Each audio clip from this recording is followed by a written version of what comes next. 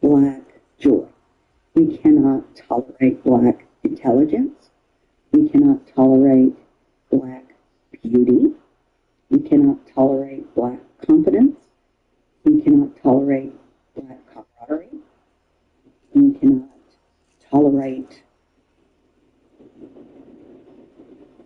anything that frees a black person. These evil white supremacists have hunted our steps for many, many years. Why don't they want us to breathe?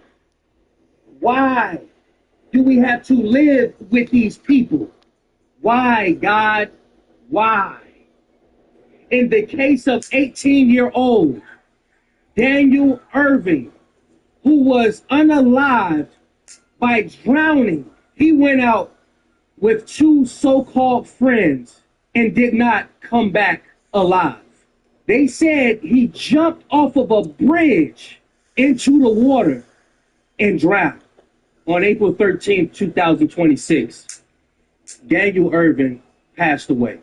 Daniel Irving left home and went to Lake Ray Hubbard, along with 19-year-old Lucas Roper and another 17-year-old. The three reportedly jumped from a railroad bridge into a lake, and Daniel Irving, which is a top-notch swimmer, was on the swim team, did not make it.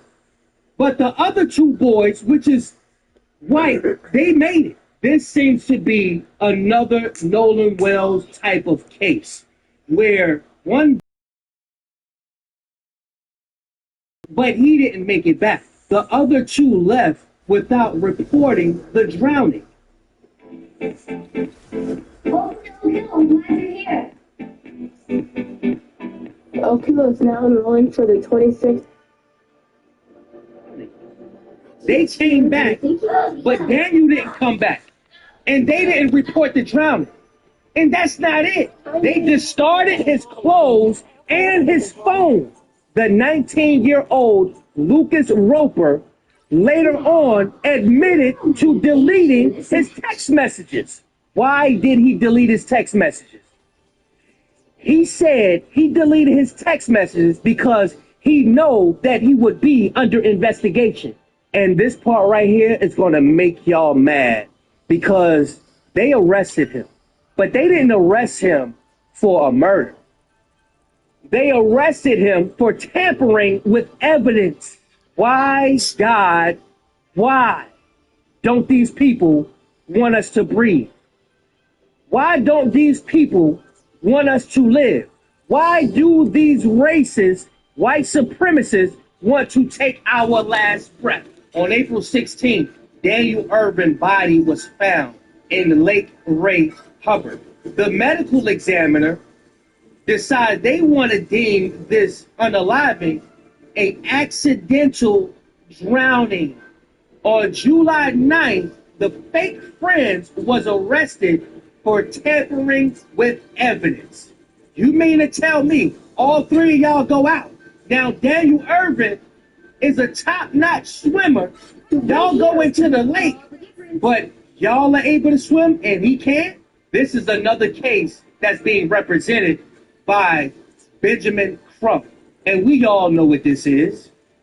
It seems as though they were jealous that he had things going for himself.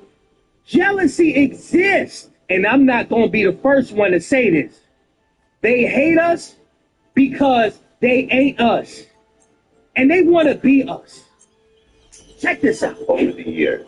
And, before we get into your whole story, you're essentially a Caucasian man who at one point started to inject himself with a chemical that put melanin in your skin that would make you dark when you start going out in the sun.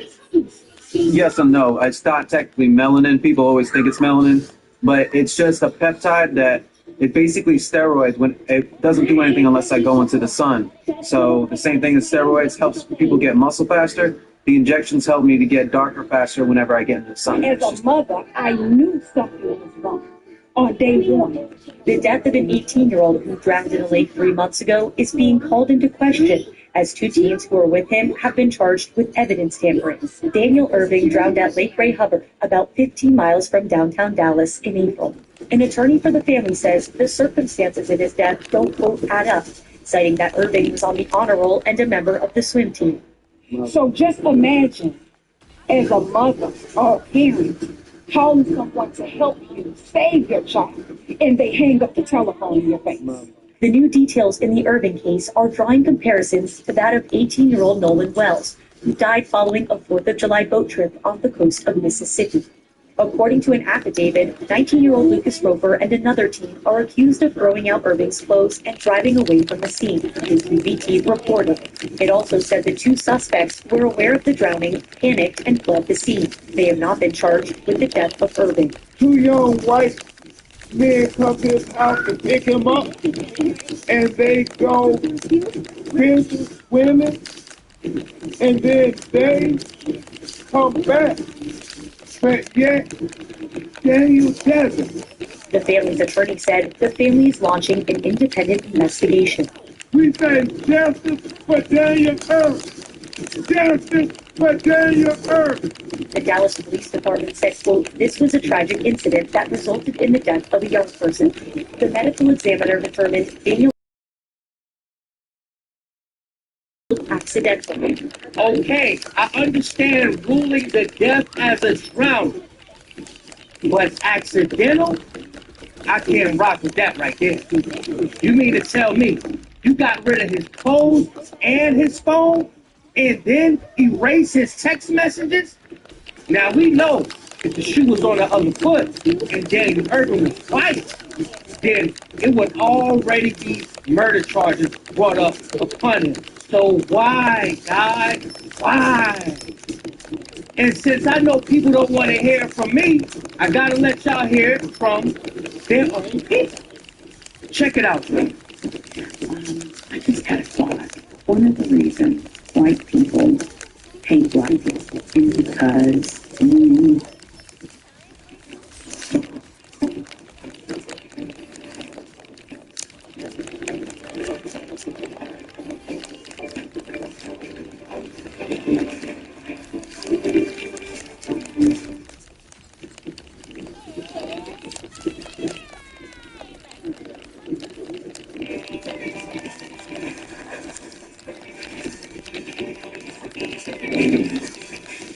We purchased Leaf Yard, I'd say about 15 years ago. Didn't have any issues right off the bat, but after a little bit, started having gutters plugging up, and we found out there was bird nests in the gutter on this side of the house. So Leaf Yard came out, they cleaned it out. As the years went on, it started happening elsewhere. And now we're having debris and leaves and stuff starting to get inside. And that started plugging up and causing overflow, those kind of issues. So that was the time that my primary concern now was to keep the water from getting in there and all that stuff, overflowing the gutters. Last time they were out here a couple of years ago, I asked them to readjust or whatever they had to do to make it fix it. She said, this is the old model, we can't touch it, we're not allowed to fix it, so they couldn't do anything about it. Well, it was a little sad because there was investment involved in the system, and it was obviously failing. Since Leaf Yard couldn't fix the sagging because the opening of the top and bottom, being an engineer, I went out and I designed my own system. So I put some screws in from the bottom of the gutter to pull them together. And that did work for a while, but it's still, it's not a satisfactory solution. And we cannot tolerate black joy. We cannot tolerate black intelligence. We cannot tolerate black beauty. We cannot tolerate black confidence. We cannot tolerate black camaraderie. We cannot tolerate anything that frees a black person. There's a level of racism that I think hits differently for black people than it does for Asian people, or Hispanic people, or Middle Eastern people, or Native Americans. Each one of those things that people think regarding other races are different with black people, I think. Because again, we don't like black people to be educated, we don't like them to be successful, we don't want black judges, we don't want anything for black people that doesn't directly affect and your parents. So we can have a black man, we can have a black house cleaner, we can have a black teacher, we can have black coach, we can have black players, but only for the specific things that we feel comfortable.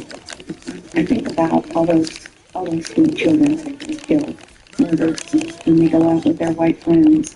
And I think that as much as the trauma of slavery comes down through the DNA, I think also the cruelty of slavery, the desire to hurt, the desire to steal and kill and humiliate and torment and disappear black people is what comes down through the DNA. I think when you do something like that for long enough and you pass it down for the many years that slavery and enslaved people were in chains, that is an instinct with us, cruelty.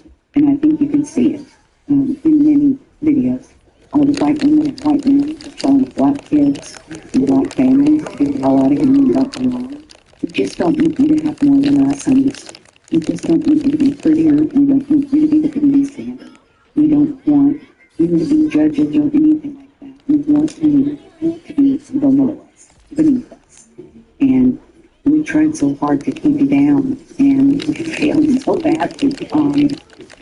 Because like my Angela said, still you rise. You take you and do those things, and it makes us crazy to keep coming back and getting better. We can't stand it. I don't know what that is. I think I heard somebody say that black people are the ones that have these ancestors that were closely related to the apes. And I believe that. We are so similar to nothing Neanderthals. We're fucking pale monsters. I really hate being white sometimes. I'm super ashamed. I think things like, sorry, I don't think that's sleeping. I think when I see young black kids and a bunch of white kids, or like I try to watch for things that are happening. I was thinking to myself, that's a black kid hopping in the vehicle with a bunch of white kids. What would I do? I could do anything. I could get the black kid to come over and say, hey, I think I know your mother. Come here. And say, you gotta get away from all the white boys. But I had brown friends of mine tell me that was silly and that he was savior-ish. White savior, don't say. But I still do it. I have it in me. Black people need my help. Well, you can make a song using only your voice. Let's start with the drums. I'm gonna hit drums and click cover. Yeah. This is good. Okay, perfect. I feel like the song needs a release.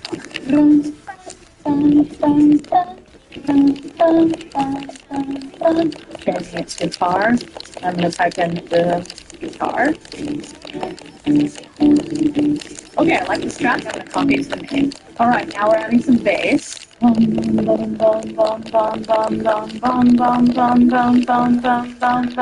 let's click on bass, and I'm gonna just click cover. Yes, I like this. Okay, good. Right. well, you heard it from it yourself. This is why they hunt our footsteps. This is why. Why? Because they don't want us elevating to a point where we above them. But nature shows it. They are telling you that they are ticks. This is what she's implying. And I remember when I was young, I had to be about 5 or 6. Yes, I do remember that long ago. And I usually don't tell this story, but I was visiting my dad in jail. And there was a little play area for the kids. And I was playing with this little white boy. We had a ball. He was playing this little basketball thing that they had. And everything was fine. So 2 little other white boys and a white girl came along. And the white boy I was initially playing with, he started to act funny. He didn't want me to get the ball no more. So I did what I did to him. He started crying, went to his mother. And that was my first experience with racism. You know, a lot of us try to make it our business to show them that we are not angry. We do not want to fight. We present ourselves as being passive. We present ourselves as being nice. We let things go when we should speak up for ourselves, and they take advantage of that. So what I'm here to say now is be yourself. Stop trying to prove to people that you're nice and you're not what the movies and what TV is portraying for you to be. Stop proving to them that. All that shit is over with, y'all. Y'all get in the comment section. Let me know what y'all think about the Daniel Irvin case. And do y'all think that Roper boy needs to be locked up for murder? Let me know what y'all think about people injecting melanin so they can be darker. The truth is coming out, y'all. Make sure y'all like this video and subscribe. Big Kish signing out. Going, y'all.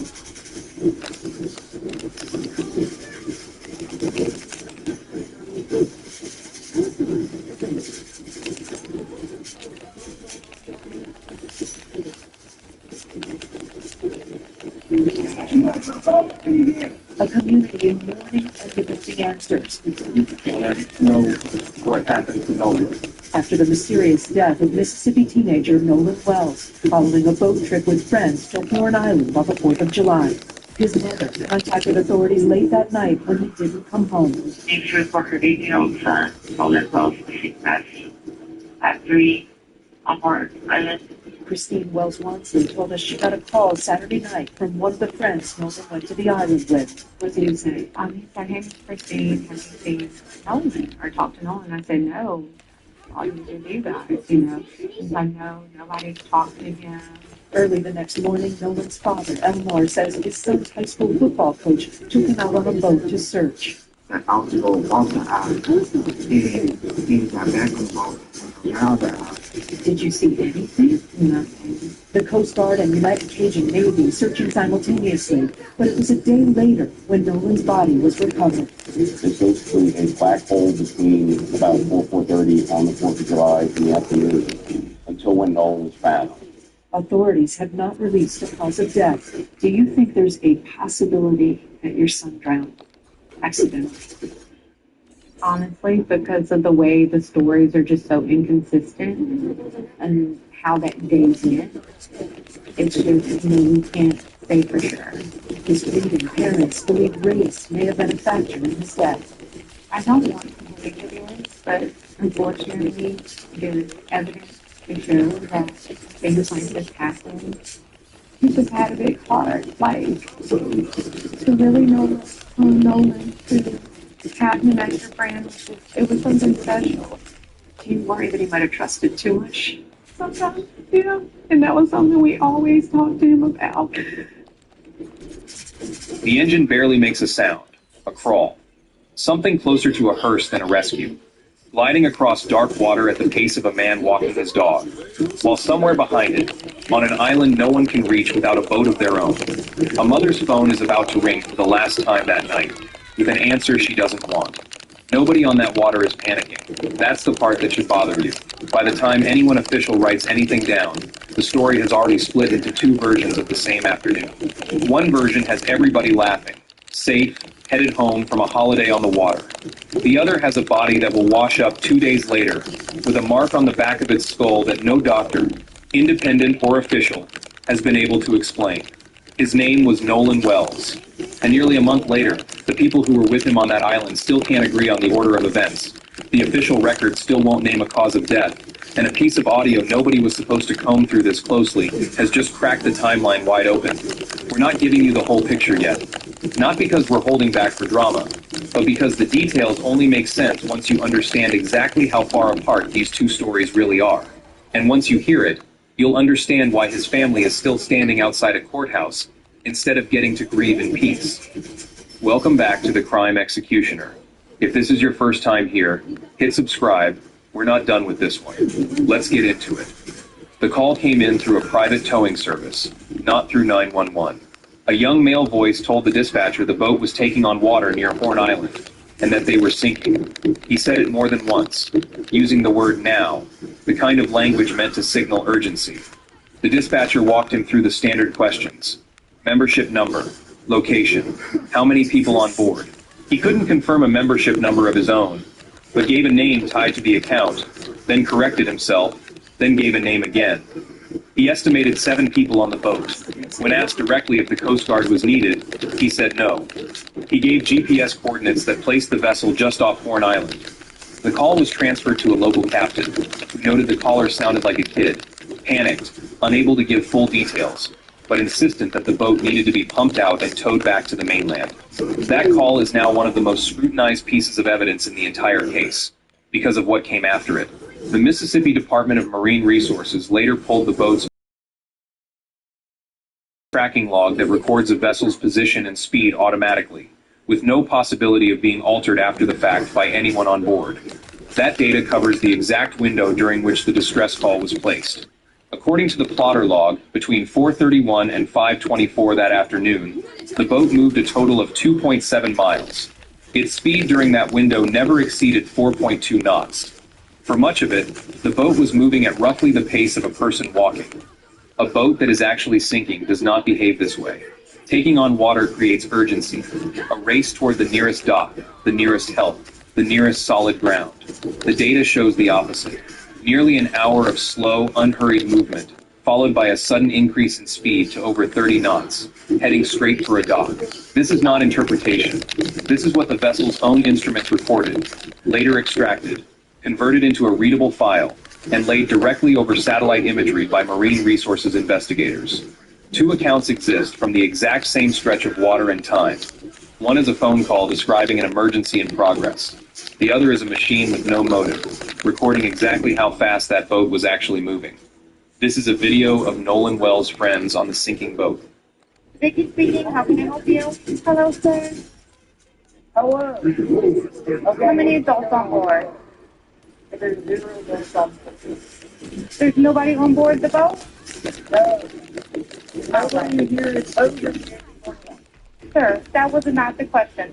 Is there a person? Is there a person, a living individual on the boat? Hey, we're at the west tip of Horn, and our village pump stopped working. We're going to be thinking, can y'all please tell me about membership? All right, of course. How far is the water coming up, sir? Can you give me a description? Ankles? Hello? Hey. Yes, how far is the water coming up, sir? It's going up, we're just thinking, I don't know, like, we're going down now. All right, well, let's get you going. Membership number or phone number listed on the account, sir. I don't remember the phone number. It's either Jerry Atkinson. I think it's Jerry Atkinson. Try that. All right. I know we have a membership like guaranteed. I don't have right, it back. unless you have a membership number or anything, it's okay. I'll get you over to the captain. What's the best phone number to reach you at? Reach me at All right. And is everybody on board your house otherwise? Yeah. How many? All right. Do you need the United States Coast Guard? What? Do you need the United States Coast Guard? No, we do not need that. All right. All right. Do you have your current GPS coordinates? Let me go look. If not, I can send you a text message.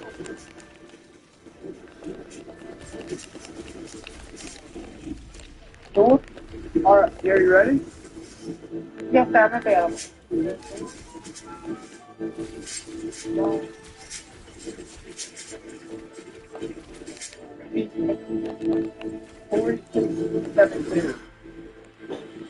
All right. All right. You were breaking up a little bit. Can you just repeat it one more time to make sure I have it correct? Sorry, but... Hello, can you hear me? Yeah, what? So you're breaking up. If you need assistance, do you have a VHF radio? No, we do not have a VHF radio. All right. Well, let's try to get you going. You don't have good cell phone reception. Can you verify your coordinates one more time? Okay, my coordinates are 30 degrees by 14.684, and then west by 88 degrees by 46 0.79. Right, looks like you're on Bourne Island, correct? Are you Yes, on we Bourne are. Island? Yes. All right, is the boat sinking or you have it aground? We were sinking, yes. Is it aground is the question? No, we're not aground. We are in Okay. 17 foot of water. We're in 31 foot of water. All right, have to ask. What do you want to do? Do you want to be towed back? I want to get this boat unsank and towed back, yes. All right, where would you like it towed to, sir? You can tow it to Ocean Springs or Fort Bayou launch. All right, how many adults and children on board? No, there's no children. So, is there anybody on board? How many adults, sir? That was the question.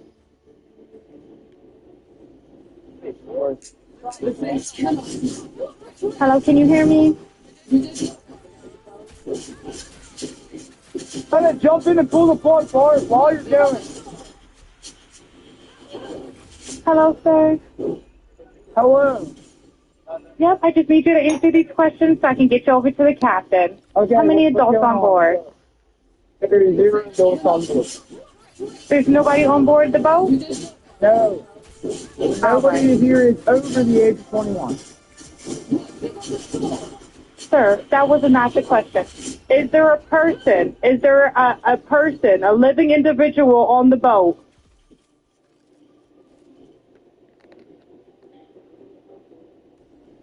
Hello? Is there a living person, someone breathing on the boat? Is there anybody on the boat? There's lots of people breathing on the boat. All right, how many people, sir? Like 7. All right, thank you. Does everyone have life jackets on or available to them? Beautiful Mendocino County, California, to discuss the difference between container growing and in-ground growing, the benefits of each technique, as well as the drawbacks. And we have to discuss with us today Casey O'Neill with Happy Day Farms. Hey, Casey, how you doing? Oh, stellar. The man paradise. Yeah, it sure is. This is a beautiful farm you have here. Little piece at a time. It's a lot of fun, a lot of work. Good thing. Great. So let's get right into it. Container growing.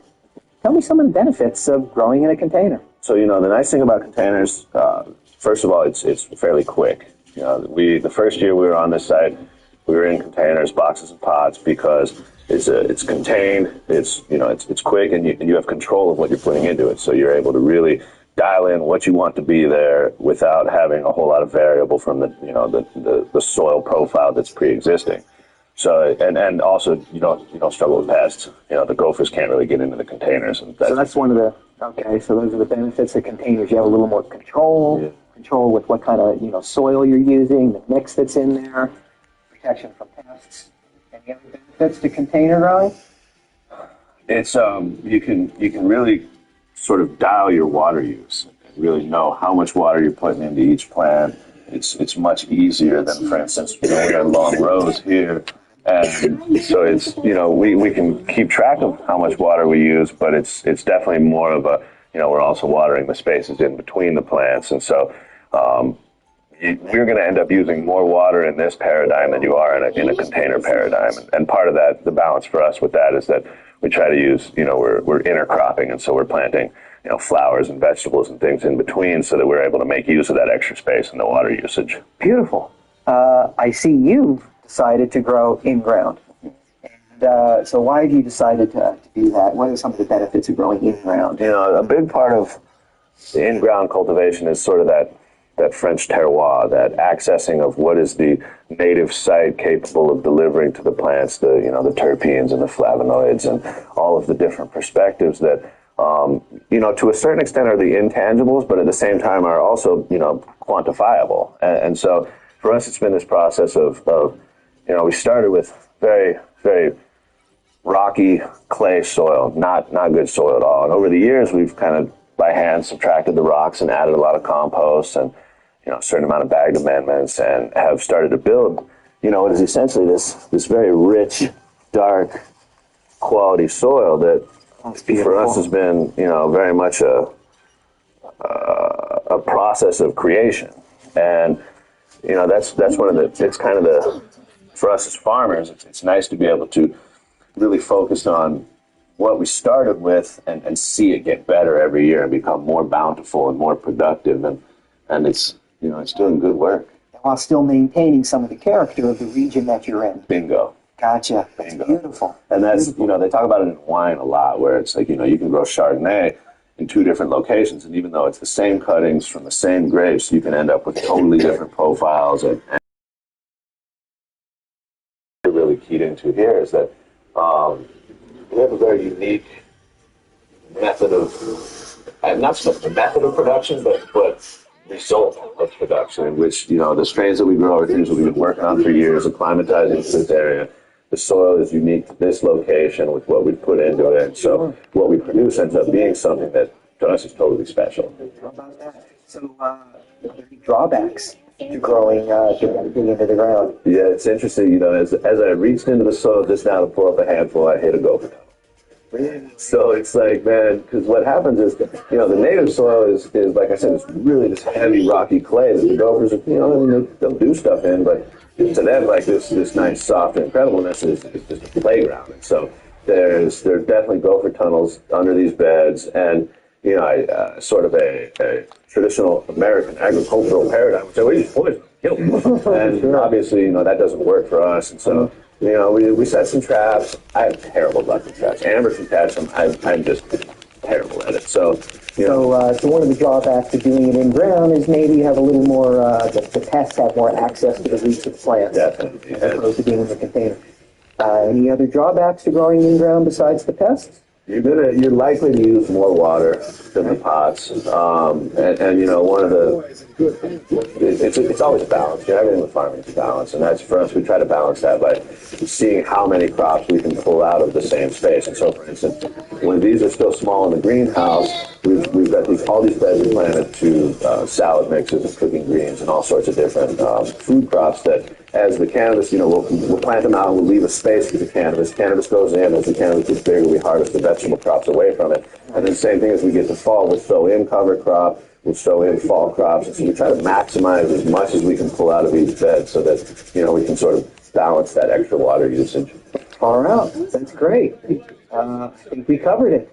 All right. Thank you so much, Casey. Total pleasure.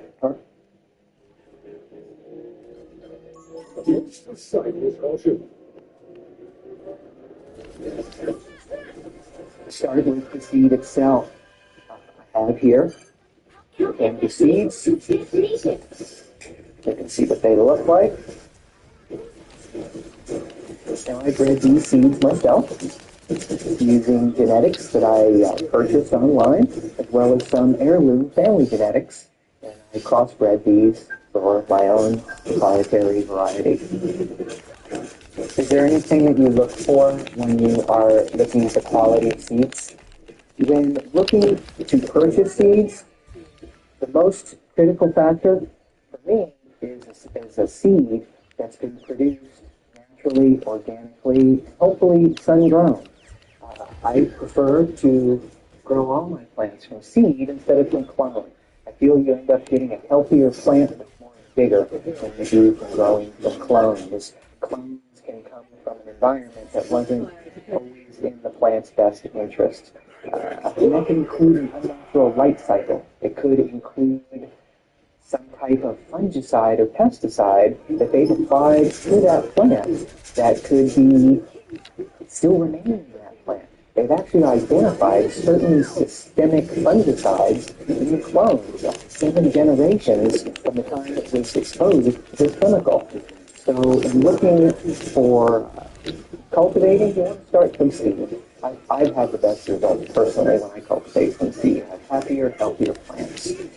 So in identifying what kind of seeds you want, it's about the resource when you purchase the seed from. You want to purchase from a breeder who grows naturally, who cultivates their seeds in the sun, using organic techniques. Those seeds are going to be the healthiest, happiest plants. They're going to have the most vigor, and produce the best medicine in the long run. I think especially if you're growing outdoor, sun-grown, you want to kind of keep it being consistent, right? Yeah, you want to maintain that theme, without a doubt. Another thing I find with using clones sometimes is because they were used, they've been maintained in an unnatural lighting condition in order to keep them in a vegetative state of growth, that as soon as you go outside with them and they're exposed to the natural light cycle, which is typically shorter than the light cycle that they've been kept under in a closed environment, they naturally want to flower. They think they feel the days are getting shorter. They think fall is impending, and it's time for them to flower. And what happens is you'll put this plant out in the spring, and it begins to flower, and it does this kind of confused, half vegetative, half flower growth. And you just don't get that with seeds. The next thing you want to look for and be cognizant of is your location. So depending on where you live, if you live in a wet environment that's wet all year round, especially humid environment, you want to look for genetics that naturally evolved in a similar environment. So again, if your environment is indica-based plants, more indica-based plants. Well, actually, if you live in a more moist environment, you want something that's a subtropical plant. You do, and those are actually the sativa plants. They have a more open growth pattern so that they don't harbor that moisture. Moisture creates the environment for mold. And so a plant that has a more open structure is exposed to more light and air and doesn't give the opportunity for the mold to really launch. Those plants.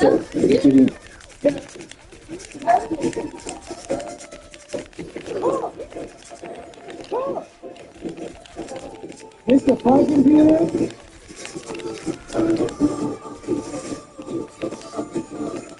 Ah, this is so good. This is so good.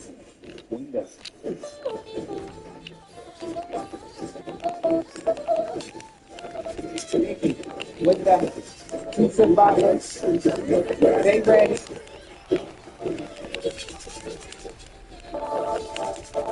Devin. Oh, look at yo. Devin got straight up power. Oh.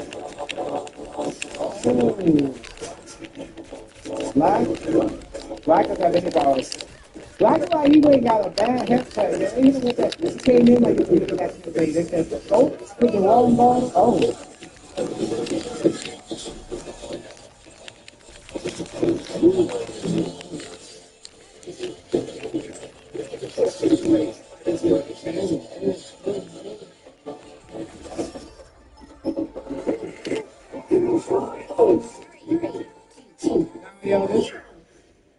Time to switch things up, including which side you're on.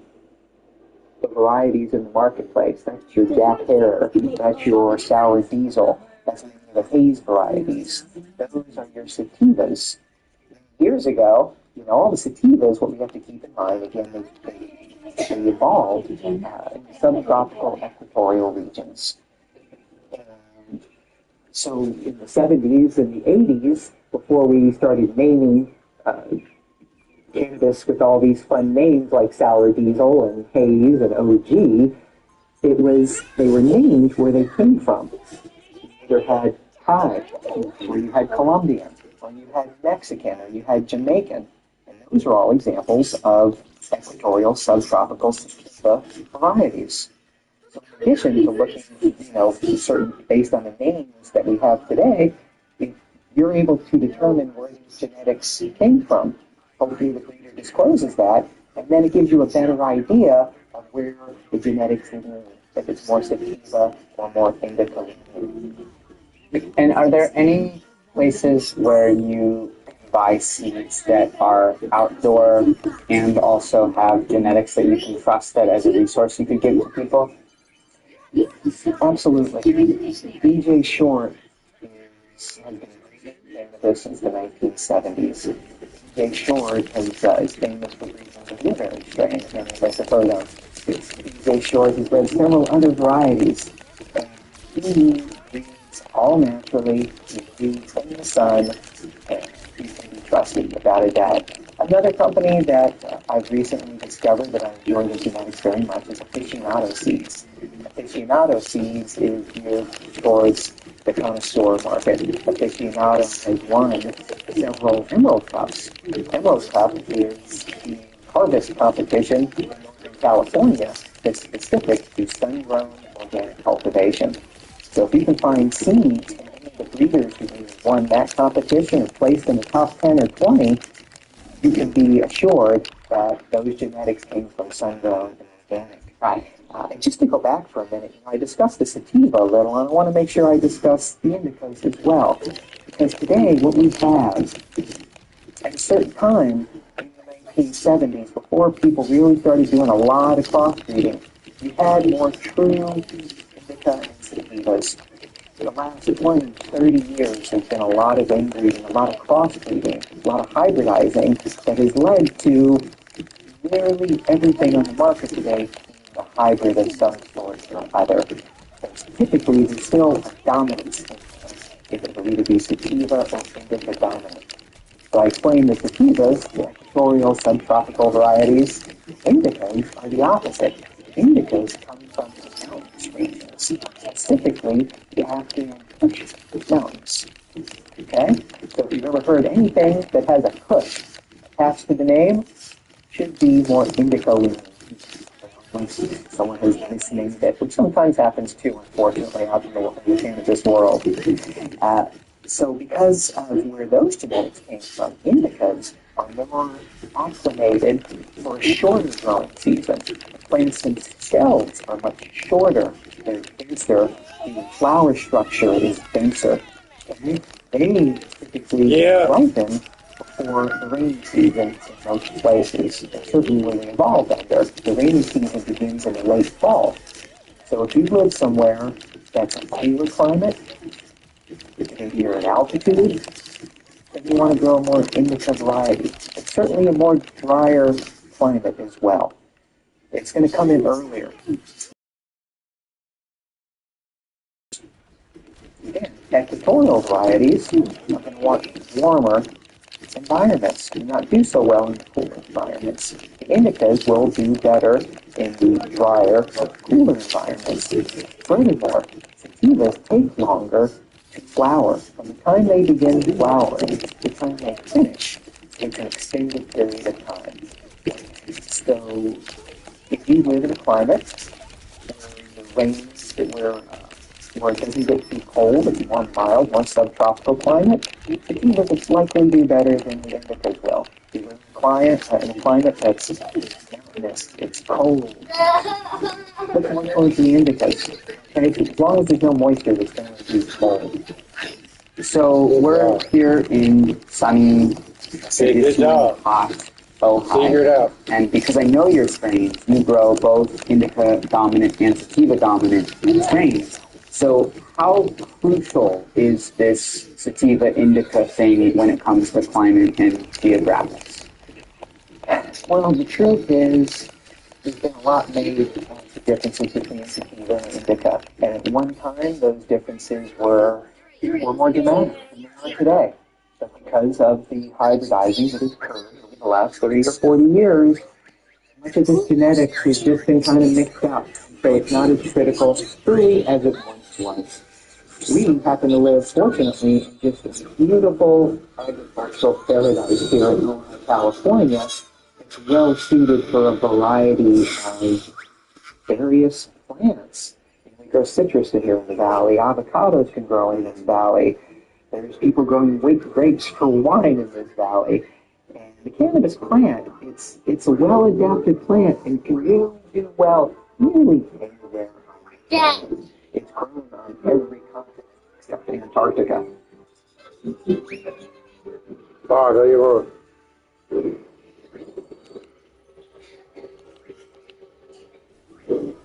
We're a little bit too hot in the sun, so we moved over to the shade, but how do we tell what sex these are? Sure.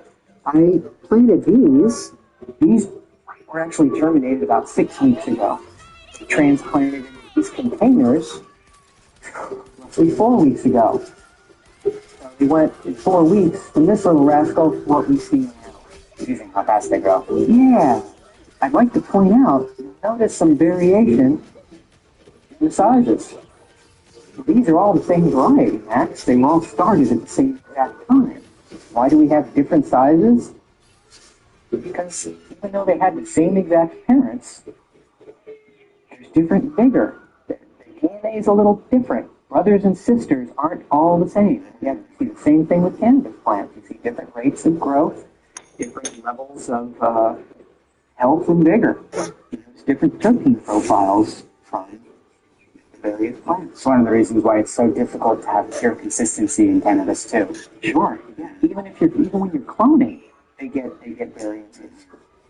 Yeah. All right. Well, what do we look for in terms of its sex? Sure. By the time when the plants reach about the fifth node to the seventh node, they should begin to start showing what's called pre-flowers. Pre-flowers form at the junction of the main stem to where the branches meet the main stem. And right at that junction, it creates this V. You have the main stem and you have a branch coming out. And directly in that little spot,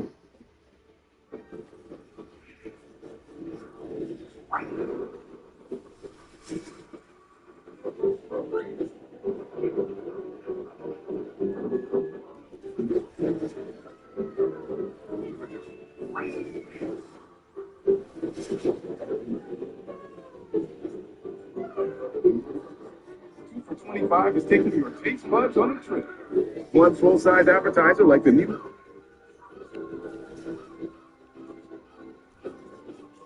Look at the leaf directly in front of your clip fan. It's cupped, curling up at the edges like it's flinching. Now look at the leaf 8 inches to the left of it. Flat, relaxed, same plant, same light, same root zone, same feed. One of them is trying to tell you something, and here's your problem.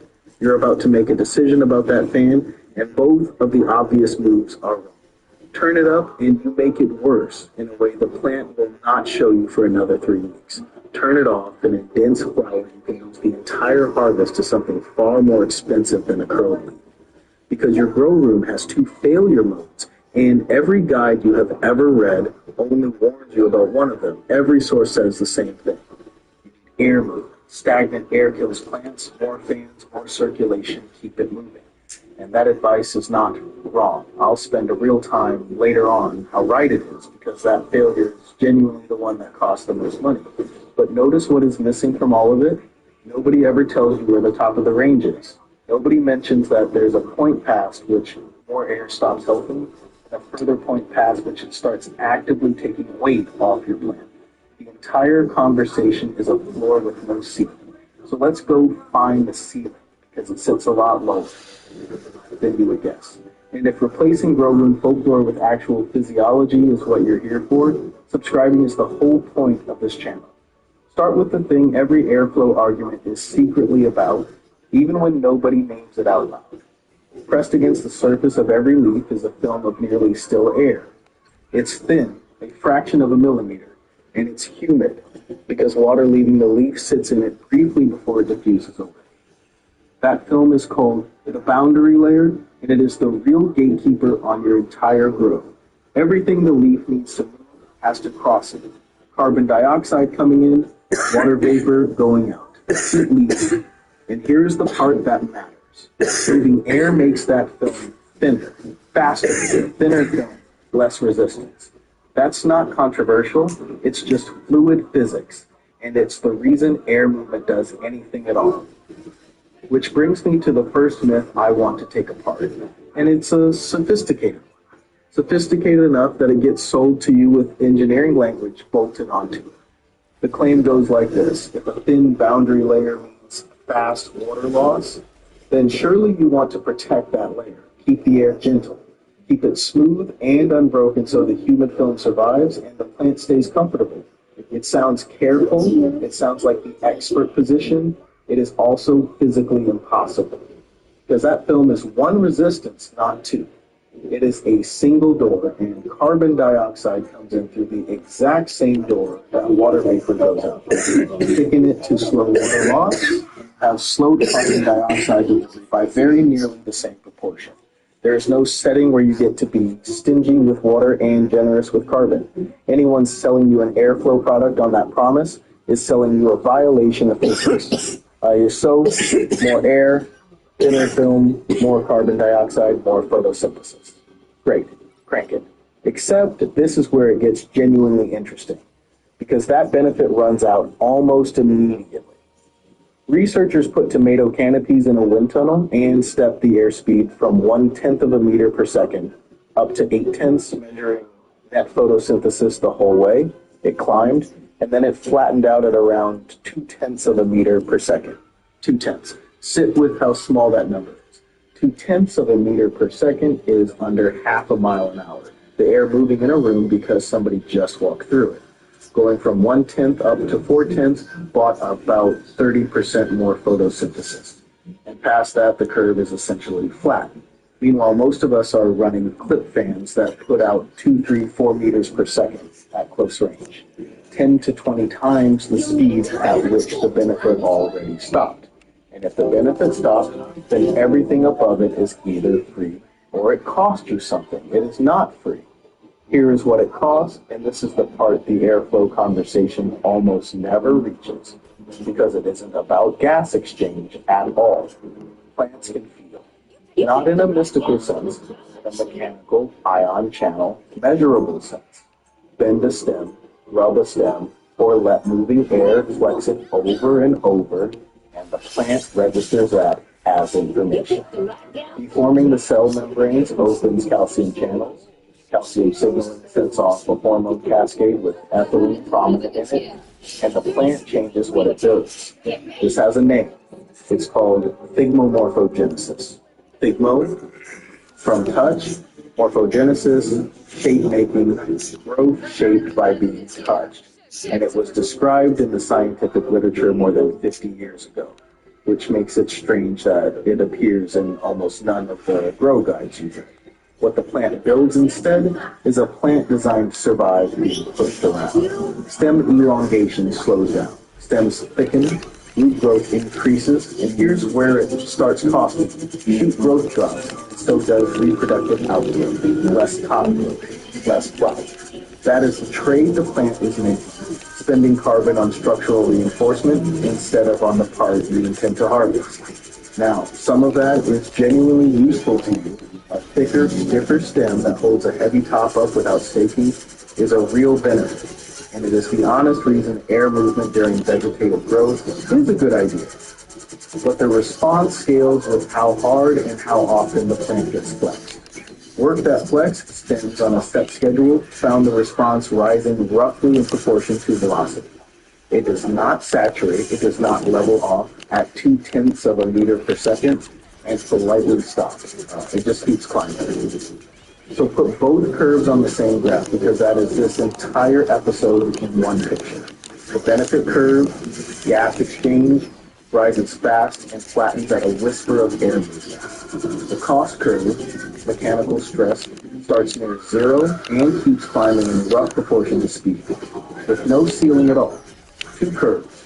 One flattens early, one never does. That is not a paradox, and it is not some plant defense mechanism sabotaging your growth. It's an omnivore. It is the most ordinary shape in all of biology. And what it means is that the correct answer here is a specific narrow window, not a direction. Which raises the obvious question, where is the window? Quick thing before the second half. If you're getting something out of these, channel membership is 99 cents a month. That gets you every video early before it goes public, plus custom emojis in the comments section. 99 cents, about one coffee a year, and it directly funds the research hours that go into episodes like this one. Join button is right under the video.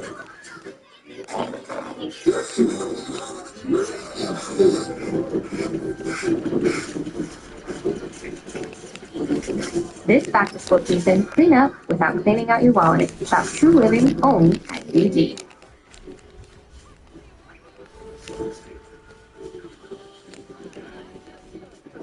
I'm really trying to improve my flexibility this year, so I asked ChatGPT to help me come up with a few structures I can do every day. They're super easy to incorporate before or after a workout or before bed, and it only takes me 10 minutes.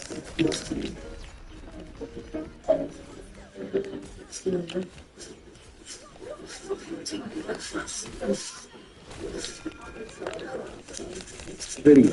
Here, I have to be straight with you about what the evidence does and does not set.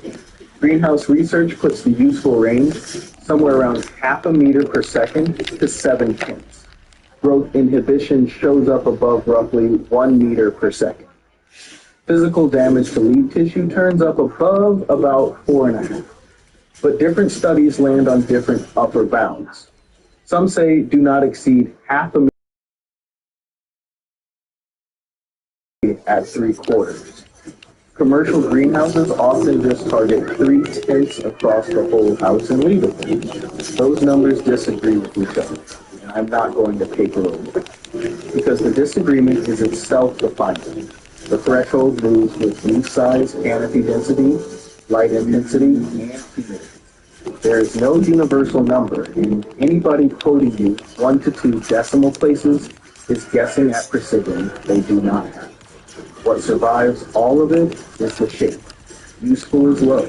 Harmful starts a little above low, and the gap between the two is narrow. Now, the finding that reverses a piece of advice you have almost certainly been given, and it's my favorite one in this whole area. Air movement does not only strip moisture, it also moves heat. And under a modern light running hard, that matters enormously. A leaf sitting in still air under intense light is not the same temperature as the air around it.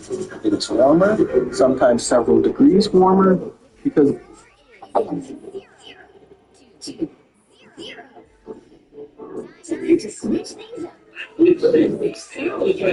Shiloh asking for an interview, which, yes, my shirt was off, but that's not the point. The point is, this dude.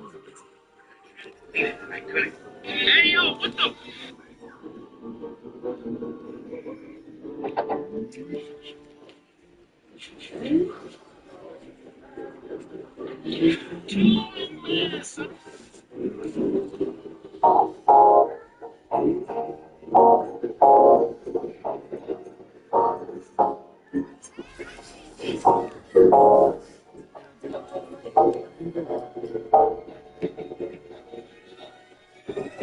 Shout out to all the subscribers and the members here on the channel. Don't forget to like the video. And salute to everybody supporting the channel at thepeoplesgetup.com. Don't forget to send your merch pics to me at admin@reeswaters.com. This is Who Raised Y'all, where we highlight those unique individuals going above and beyond to make society worse.